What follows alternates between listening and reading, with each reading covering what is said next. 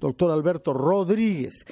Y si lo hemos invitado es porque el día de hoy hay un evento en el Swiss Hotel en el cual ustedes expondrán los resultados de una investigación encargada justamente por quien lo ha precedido en el uso de la palabra del ministro Carlos Oliva para hacer un estudio de las medidas que el Estado peruano implementa para luchar contra la violencia que se ejerce en nuestro país en exagerada cantidad de casos contra mujeres. Han metido la nariz en todos los organismos del Estado, en todos los ministerios, en el Poder Judicial, Fiscalía, Defensoría del Pueblo, y presentan un informe que tiene el interés de ser comparativo con otros países que usted conoce bien, como el suyo natal. Explíquenos, por favor, qué grandes conclusiones sacan ustedes del estudio, del gasto que hace el Estado para eliminar esta lacra. Gasto que es considerable porque tengo entendido que ha subido este año en curso a 450 millones de soles. Buenos días, señor Alberto Rodríguez. Muchas gracias, Fernando. Buenos días, Ricardo. Sí, lo primero que hay que decir es que hasta ahora sabíamos que los datos de violencia de género en el Perú eran bastante altos. 2/3 de las mujeres adultas reportaban haber tenido algún tipo de violencia, haber sufrido algún tipo de violencia de género. Estos son datos del INEI. Para no ir muy lejos, la Organización Mundial de la Salud ya había reportado que cerca del 30% de las mujeres en el Perú reportaban haber sufrido violencia de género o violencia familiar en algún momento de su vida. Y esta es física, esta última de la OMS. Es decir, el problema era muy serio. No era el peor de Latinoamérica. Los datos son más altos en Bolivia, en Colombia y en República Dominicana, pero estábamos bien cerca de ser los más altos. Y eso llevó al Estado peruano a reaccionar. Y ha reaccionado de 4 formas. Lo primero, puso esto en la agenda. Entidades como ustedes, como RPP, ha puesto como un tema importante este año. Incluso hay varios eventos en torno a eso. El segundo, se creó la ley 30364 del 2015, precisamente sobre el tema de la prevención de la violencia y la reacción a la violencia de género. Y en tercer lugar, como tú bien dices, Fernando, se aumentó bastante la inversión. Se llegó a 450 millones de soles, después de que apenas en el 18 era 250 millones de soles. Es ahí cuando el ministro de Economía y Finanzas, Carlos Oliva, que estaba aquí hace un momento, nos dice, mire, esto está muy bien, pero tenemos que saber si se estamos gastando bien y para seguir gastándolo hay que saber cómo gastarlo. Y hicimos ese trabajo. Hemos trabajado para determinar cómo se está gastando, qué se está haciendo e hicimos un mapeo muy, muy detallado. El primero en el mundo.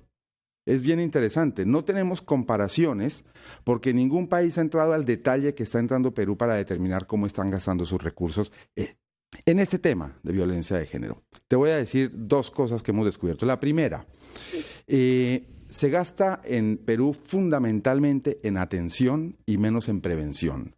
Cerca del 66% de los recursos van a cosas como los centros de emergencia de mujer, como el trabajo en los estrados judiciales y demás.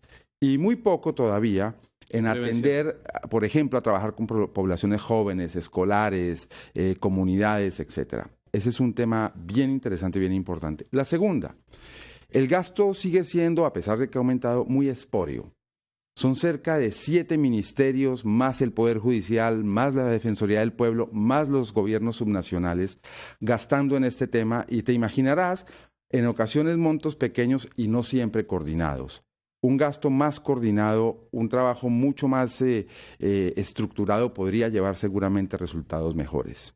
Vamos a hacer una pausa, señor director del Banco Mundial, para que después nos sigan hablando sobre este tema grave. Como usted sabe, hay barrios enteros de nuestras ciudades en donde los padres tienen miedo cuando sus hijas tienen que salir a la calle, al colegio o para trabajar. Y esto es inaceptable. Yo me temo que va a perder contactos en el futuro si sigue hablando con tanta claridad como lo ha hecho hasta ahora sobre lo que ha encontrado. Pero para eso que se le ha contratado. Hacemos una pausa y retomamos nuestra entrevista con Alberto Rodríguez, director del Banco Mundial para Bolivia, Ecuador, Chile y Perú.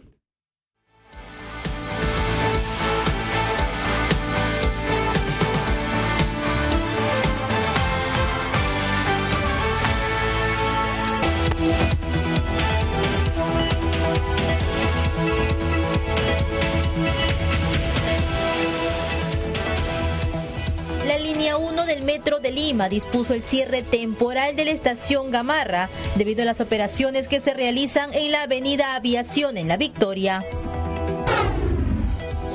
Se difundieron nuevas conversaciones del chat La Botica entre las congresistas Úrsula Letona, Luz Salgado y Karina Beteta, que evidenciarían la intención de Fuerza Popular de blindar al exfiscal de la Nación, Pedro Chávarri. Esta madrugada, un joven fue asesinado a balazos cuando se encontraba a pocos metros de su vivienda en el Callao. Las ministras de Educación Flor Pablo y de Salud Zulema Tomás fueron convocadas para hoy a la Comisión Especial Multipartidaria de Seguimiento al Proceso de Reconstrucción de las zonas afectadas por el fenómeno del Niño Costero. En Arequipa, cerca de 200 ambulantes atacaron con frutas y verduras podridas la casa del alcalde de Cerro Colorado, Benigno Cornejo.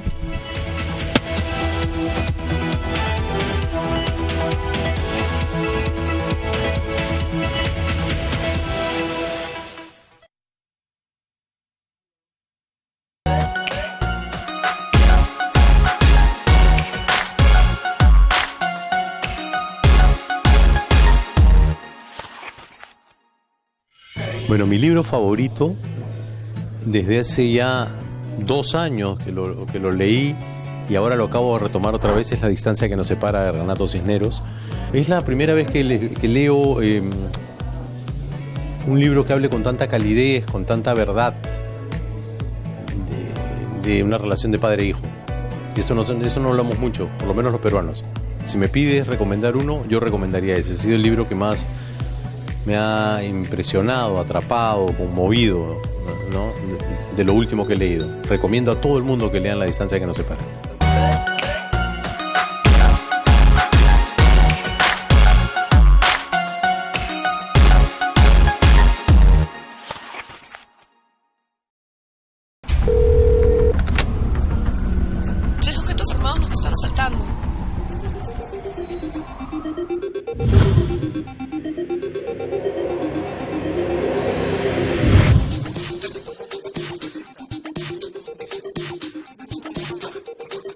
Cuando estés lejos de sentirte seguro, contacta al Rotafono, la línea de ayuda más efectiva. Llámanos al 438-8008. Contáctanos a nuestro WhatsApp 951-431-013 o encuéntranos en Facebook y Twitter usando el hashtag Rotafono.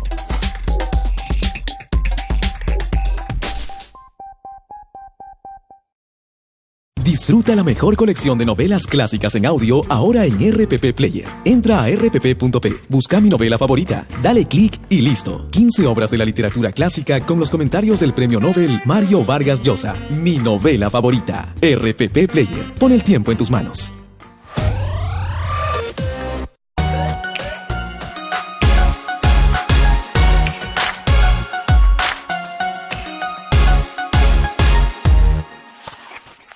Hola, ¿qué tal? Soy Yanela Neira y uno de mis libros favoritos es uno que leí hace mucho tiempo, pero creo que todavía está entre mis tops, que es Informe sobre la ceguera, de Saramago.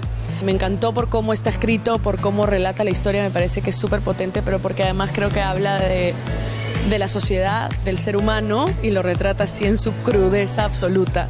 Creo que es un libro que te hace pensar muchísimo y lo recomiendo.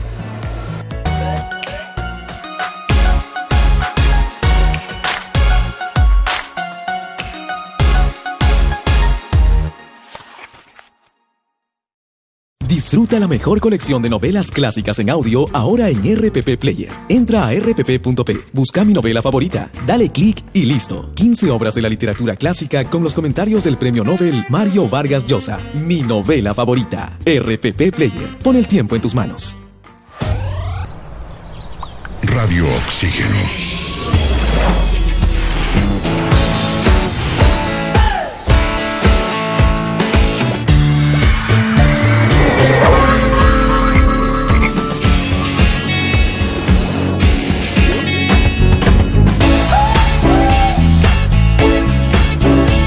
Vemos el mundo diferente porque respiramos música. Radio Oxígeno, clásicos del rock and pop. 3 sujetos estar asaltando.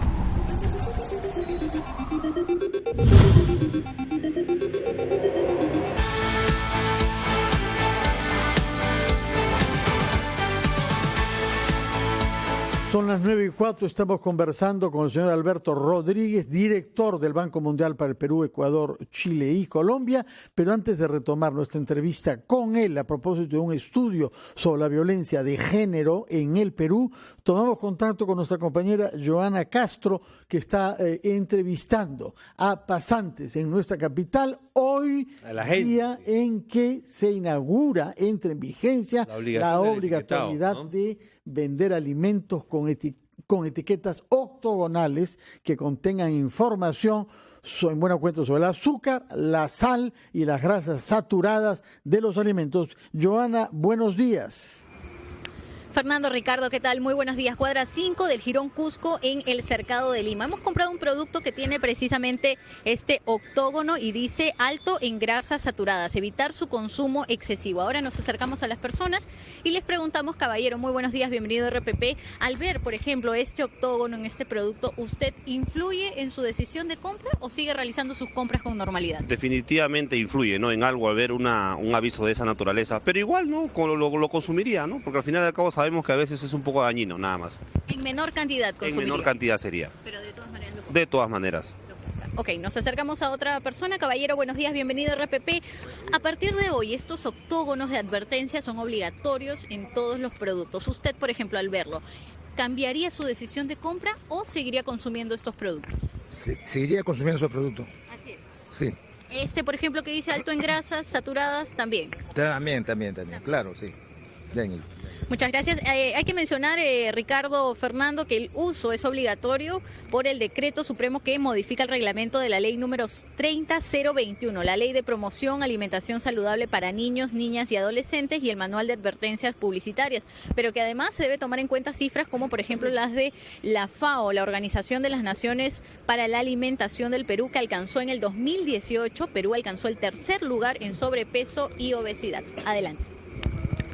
Gracias. Muchas gracias, Joana, por estas informaciones. Desde hoy, Ricardo, entra en vigencia esta norma, octógonos con informaciones de salud alimentaria en los productos de venta en los mercados del Perú. Ojo, para supermercados todavía, porque en las bodeguitas de barrio la obligación todavía se ha prorrogado para el próximo año, un año más. Pasemos a nuestro tema, violencia de género en el Perú, con el señor Alberto Rodríguez del Banco Mundial. Usted nos ha dicho dos conclusiones importantes. Una, que el acento del Estado peruano está puesto en cuidados que se dan a las víctimas, pero no en prevención de la violencia. Y en segundo lugar, que hay desarticulación entre los diversos ministerios y entidades del Estado. ¿Cómo es posible esto en un país como el Perú, que es el único de América Latina que tiene un primer ministro? Función que no existe en los otros países sudamericanos.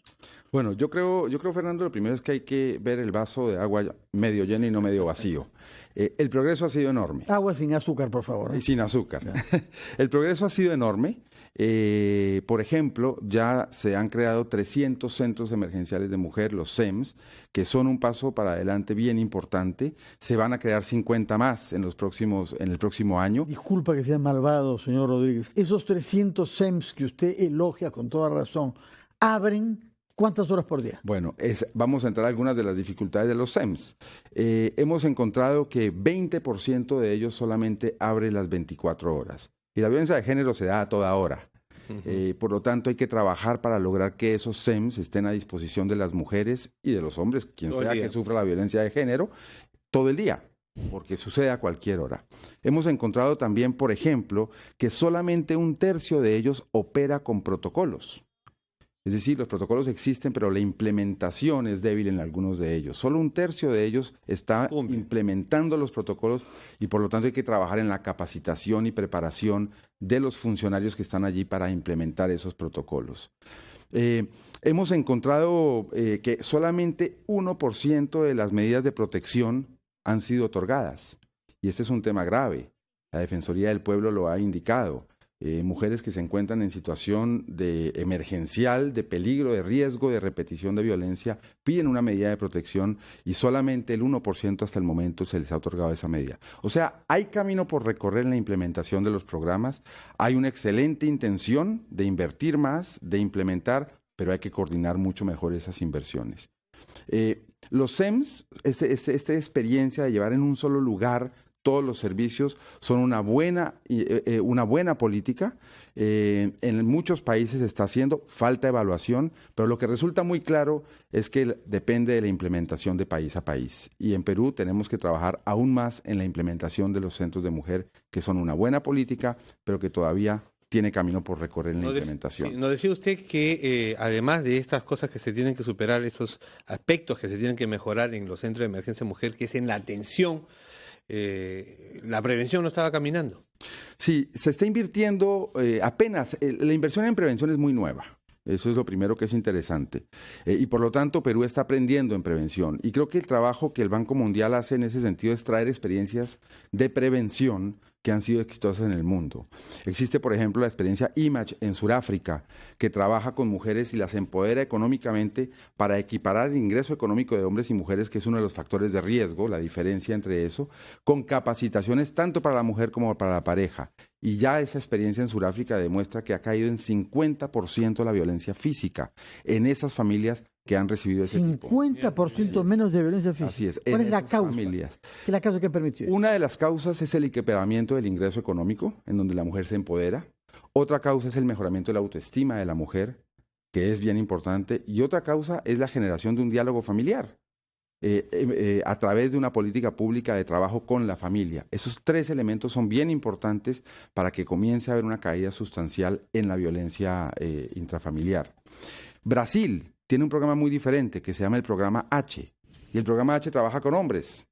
Básicamente lo que hace es trabajar con chicos jóvenes, con sesiones precisamente sobre estos temas. Empieza desde muy joven a llevar la noción de cuál es el respeto a las mujeres, cómo es una pareja funcional, que muchos chicos a veces no tienen un modelo de cómo es una pareja funcional. Trae esos ejemplos, los capacita. No, más bien ven casos como el de Neymar. Exactamente. Y cuando tú no tienes, cuando tú no tienes un referente de cómo puede ser, te cuesta mucho más difícil imaginarte que puedes tener una vida mucho más productiva, mucho más feliz, sin acudir a la violencia intrafamiliar. Señor Rodríguez, quería saber, en el estudio que han hecho, ¿notan diferencias entre las regiones de nuestro país y entre los cortes generacionales? En realidad queremos saber, ¿los jóvenes están desempeorando o son tan malos en su actitud de violencia de género como los mayores? A ver, en temas de regiones sí hay algunas diferencias. En general, en las áreas andinas se presenta casos de violencia de género en mayor número. Las razones no son muy claras, pueden ser un tema de que la información no llega, de que hay una cultura un poco más machista, en fin. Pero habría que estudiar las razones, pero claramente hay unas regiones del país en donde esto es mucho más prevalente. En cuanto a las generaciones, lo que hemos encontrado es que también hay violencia de género entre los jóvenes y creo que tiene que ver exactamente con lo que decíamos hace un momento, la falta de referentes. Y es por eso que ese trabajo de prevención del que hablábamos hace un momento, que tú preguntabas, Ricardo, es tan importante. Y es por eso que las experiencias internacionales, como este trabajo con jóvenes que hace Brasil, o uno que hace Canadá, que empieza con estudiantes de 9º grado, desde ese momento se comienza a trabajar, son Porque antes mirábamos a los países nórdicos y resulta que los índices no han mejorado para nada, más bien allá, ¿no? Sí, y hay una noticia que me parece interesante, y es Perú está en la media global en términos de violencia de género. Perdón, a nosotros nos ha dicho que somos casi el número 1, número 2. En Latinoamérica ustedes son el número 4, Perú es el número 4. Cuando tú lo mides por... 4 peor. El 4 peor, correcto. Con violencia de género más alta medida como violencia física, alguna vez reportada por la mujer. Pero el promedio global es el mismo 30% que tiene Perú. Lo que pasa es que hay regiones del mundo que tienen promedios mucho más altos. África tiene 36%. Los países de África del Norte que tienen una cultura supremamente machista, tienen cerca de 36%, y los países de ingreso alto, y aquí es lo interesante, no es que no exista, es 23%. Altísimo. Entonces, este es un problema prevalente en nuestro globo, en nuestras sociedades, que tiene efectos, por supuesto, muy nocivos en la familia, pero efectos económicos en las sociedades. Perdemos productividad, perdemos crecimiento económico. Muchas gracias por haber venido anticipando lo que va a ser el evento de hoy a las 4 de la tarde. Creo que se será inaugurado por el presidente de la República, que aprovechará, esperamos, para hacer algunos anuncios sacando conclusiones de su informe. Sí, esperamos que así sea. A las 4 de la tarde en el Swiss Hotel. ¿Puede inscribirse todavía uno? Claro que sí. Bueno, muchísimas gracias, y nos envía el informe pues cuando esté publicado para poder leer con detalle sobre regiones y grupos de edad. Alberto Rodríguez, director del Banco Mundial en el Perú, Ecuador, Chile y Bolivia, muchas gracias y felicitaciones por el esfuerzo y por la claridad crítica con lo que nos ha dado cuenta de lo que haya usted en las entrañas del Estado peruano. Muchas gracias. Pausa y regresamos.